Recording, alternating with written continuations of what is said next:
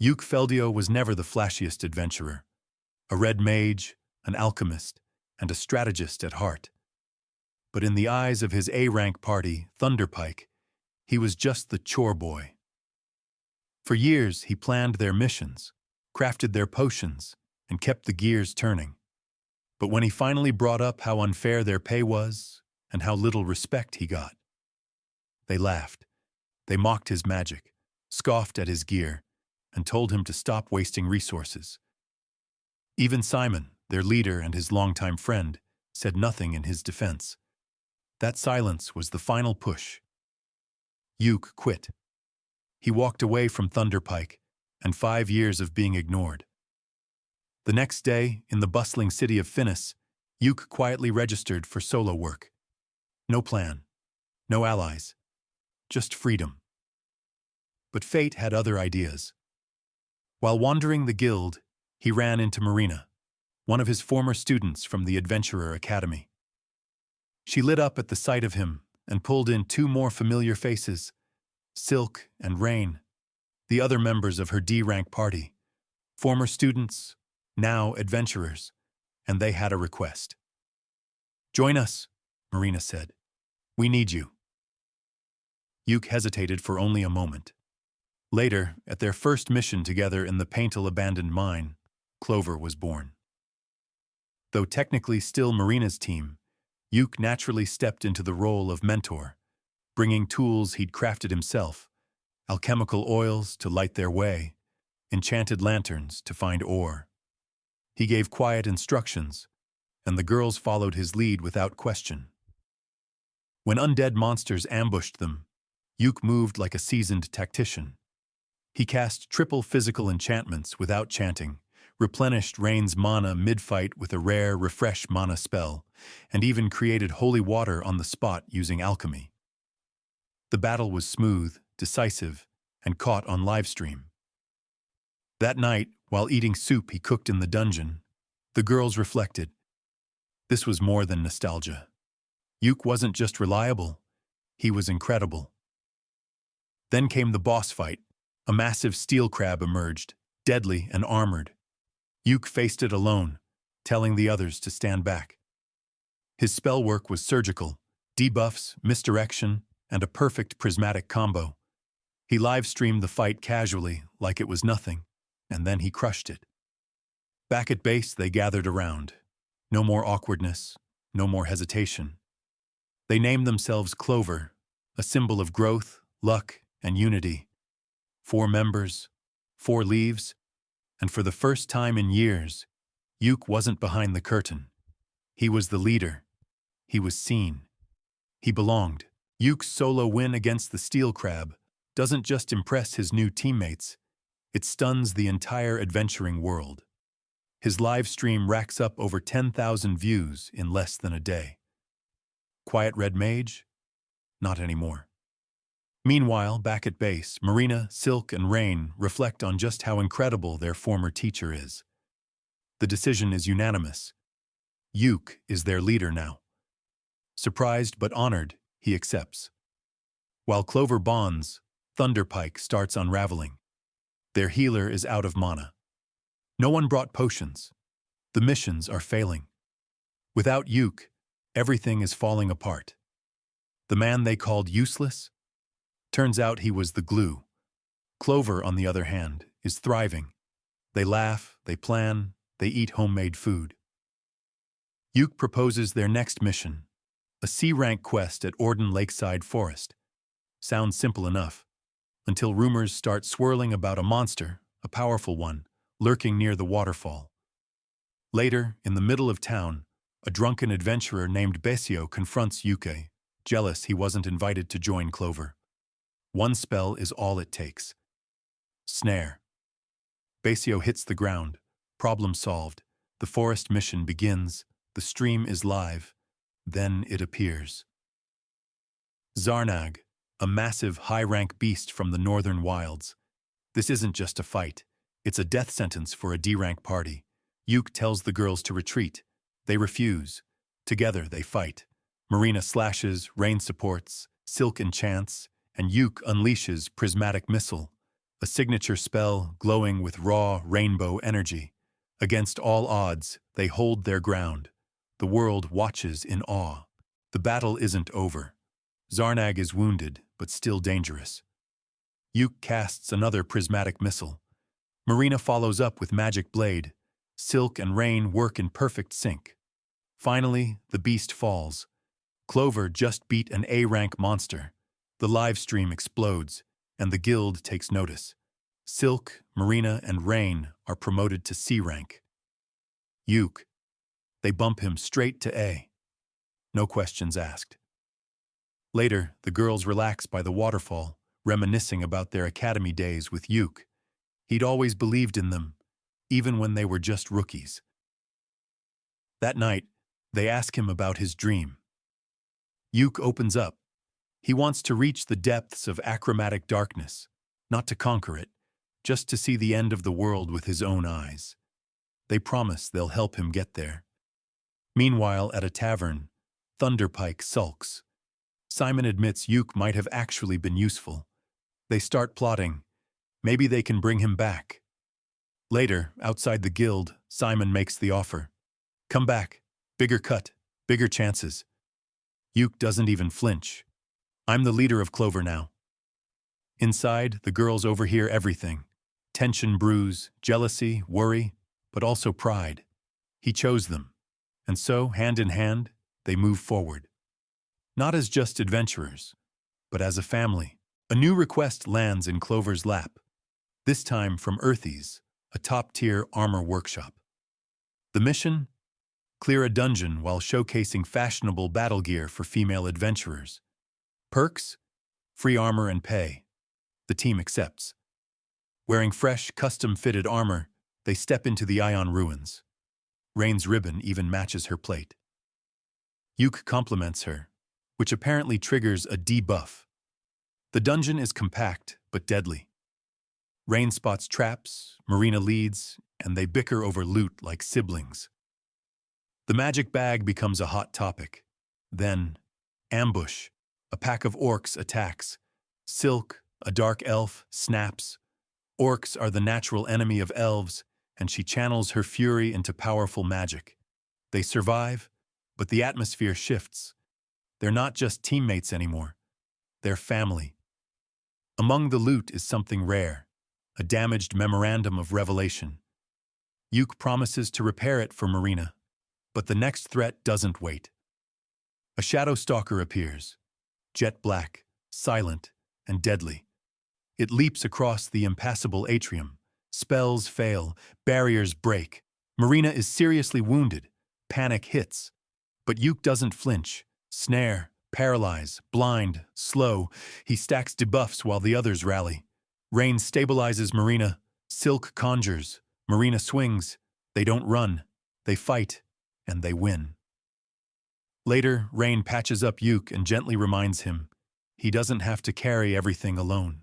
As they exit the dungeon, Yuke reports an anomaly.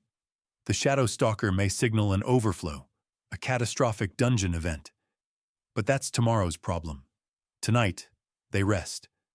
Maybe even do a little sightseeing, because even adventurers need peace before the next storm.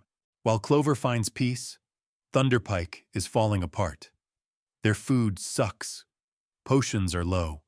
And Jamie, once just the weakest member, is trying to keep it together. Camilla snaps at the freeloaders. Unity? Gone.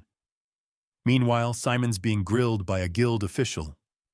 Thunderpike keeps failing quests. Their A-rank status is on the line. But Simon has a plan. If we want him back, we need something big, like achromatic darkness. A bluff, maybe, but it might bait Yuke. Elsewhere, Clover house hunts. After rejecting a suspicious one-story, they settle on a cozy, renovated apartment. Yuke even gifts them a big magic tablet to stream conquest videos together. Then, news breaks. Thunderpike is officially assigned to investigate achromatic darkness. Rain's heart skips. Yuke stays calm. Soon after, a letter arrives. Simon wants Yuke to spot for them. He rejects it outright. Simon shows up in person, furious. It's your dream. But Yuke's done. You dumped everything on me. Don't act like we were ever friends. Later, Yuke meets Benwood, a guild official. The truth comes out. There may be an overflow event happening, and achromatic darkness might be the key. The guild wants Clover to investigate. They're granted provisional A rank. Yuke hesitates. The danger is real, but the girls, they're all in. We go together, they say. Yuke smiles. Then let's go, as Clover. And with that, they meet their new temporary scout, Nene, a cheerful, tail-wagging ninja ready to give her soul to the team. The dream is alive. The path is open. Time to dive. Clover's newest member, Nenny Shilfindle, a cat-eared Furtsy ninja, makes a lively first impression. Energetic, loyal, and ready to give it her all, she pledges herself to the team. And just in time. Their next mission: investigate the mysterious dungeon known as Achromatic Darkness, the deepest, deadliest labyrinth ever discovered. It's so dangerous, the Adventurers Guild was built right on top of it, just to seal it shut. Benwood gives them the briefing. Thunderpike is already inside, and something's wrong. Other A-rank parties dropped out. Whispers swirl about Simon misusing sponsor funds. Yuke, ever cautious, lays down ground rules. Rest after every floor, avoid reckless fights, and prioritize survival. The dungeon feels off. No enemies. Eerie silence. Even the layout is strange. They encounter a bizarre chimera monster, quickly defeated through teamwork and Nene's ninja tools. But the real shock comes from a treasure chest containing a mysterious box-like artifact that reacts to Yuke's presence. It's like a baby, he muses. Rain gets a sanity ring, and Marina claims the strange box. Soon after, Nene discovers the stairs to the next floor. Too easily. Everything feels wrong. This isn't a normal dungeon. As they prepare to exit, Thunderpike shows up, led by Simon.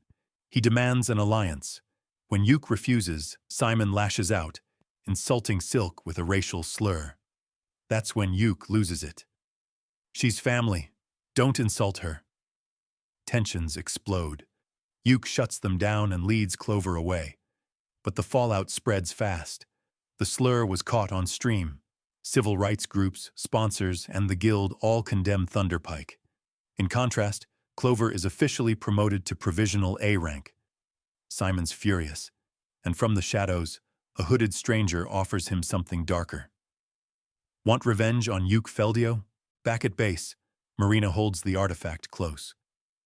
I think I figured out how to use it, she tells Yuke. But I need your help. Yuke closes his eyes, thinking of who Marina truly is. Her strength, her fire, her heart. The artifact glows and transforms into a custom blade, a samurai sword born of their bond. You're the papa now, Marina jokes. 3 days later, Clover dives back into achromatic darkness, but instead of another floor, they step into a false world, a serene field beneath an endless blue sky. Birds chirp. A quaint cottage rests on a hill. Inside, an old woman offers them tea. But Yuke feels something is very, very wrong. He politely refuses. The sky turns blood red. Shadows twist. The woman smiles, revealing herself as Lady Persephone, the pale, immortal ruler. You may not leave, she says. Your lives belong to me. Yuke answers with an ancient phrase. May we meet again when my time in this world ends. Persephone lets them go, but leaves Yuke cursed, his face marked by something deep and terrifying. And then, disaster. Thunderpike ambushes them, drugs the girls, and collars one with a slave device. Simon demands Yuke sign a false confession. Beaten and desperate, Yuke hesitates. Then a quake rocks the dungeon. The floor collapses. In the chaos, Jamie, secretly loyal to Yuke, frees him and tosses him a scroll of sanctuary. The girls wake. Yuke returns their gear. They escape using a scroll of exit. But Simon's rage only deepens. He injects himself with something unholy. Back at Clover's base, Jamie's recorded message plays. She confesses everything. How Yuke had supported her brother with expensive medicine. How she ignored his efforts. And how she finally realized he was the heart of Thunderpike. Then, panic. A distress signal streams from achromatic darkness. It's Jamie, alive, in danger. Yuke stands immediately, but he's still injured. The girls stop him. You're not going alone. They go together. Rain still wears the slave collar, but Yuke, somehow, breaks it using the curse left by Persephone. Dark magic, unfamiliar, terrifying. A scroll arrives, delivered by Lucent of Scordia himself. It's a scroll of exit. Go, he says. Save your friend. And they do. Monsters swarm them as they descend. At last they find Jamie's blood trail, and Simon. But he's no longer human. Reanimated by a cursed artifact, Simon's body is undead, immortal, twisted. He attacks with fury, screaming that Yuke stole everything. Yuke answers with a new spell, prismatic missile fused with Persephone's curse. It shreds through Simon's body over and over. They find Jamie, barely alive, her wounds cursed. Yuke takes a chance. He channels the curse again. One final dispel magic. It works. They escape. A week later, the guild punishes them lightly. Clover gets a month's suspension. Jamie loses adventurer status for a year, but in the eyes of many, she's a hero. Outside, she apologizes again and again. And Yuke? He simply smiles. You already changed. A week into their suspension, Yuki gathers the team. He wants Nene to join permanently. Marina's surprised. Rain points out she's already proven herself. Silk offers to handle the paperwork. Nene? She's been eavesdropping the whole time. She cries, overwhelmed with joy. Even her former master gives her a heartfelt farewell. She's home. Later, Silk sends Yuke and Nene on an errand to check in on Jamie. At the guild, Jamie's rebuilding an abandoned library room. She thanks Yuke quietly for the job, for the support, for everything. They walk home through snowy streets, laughing about old days and broken dreams. Jamie admits it. I was part of the problem. Yuke nods. But you've changed. Back at Clover's base, a surprise party awaits. Banners, snacks, and cheers. Jamie hesitates, guilt clinging to her. But the others remind her. She saved a life. She fought back. She earned her place. To the six-leaf clover, Yuke says, raising a glass. And for the first time and forever, Jamie smiles without regret. Clover sets out for Duna, a vibrant trade city full of life and mystery. Marina's giddy. Rain keeps her grounded. The energy? Electric. The city overwhelms them with color, noise, and adventure. At the guild, Yuke meets Maniela, a former elite adventurer who once reached the depths of achromatic darkness. Her approval of Clover feels like passing a torch. Their inn, the Singing Fawn, is cozy, warm, and features a rooftop hot spring, a perfect retreat. But danger still lurks. At a pub, foreign adventurers try to intimidate the girls. Yuke steps in, speaking their language, and shuts it down with one sentence. Back at the inn, they gather for a strategy meeting. Their mission? Explore the new dungeon near Duna. Map it, survive, stream it. No rushing, no heroics, just trust. On the morning of the dive, they stand at the dungeon's mouth. Yuke smiles. Long time no see, everyone. This is Clover. And as the world watches, they take their next step together. If you've enjoyed this adventure with Clover, don't forget to subscribe and hit the bell so you won't miss the next recap video.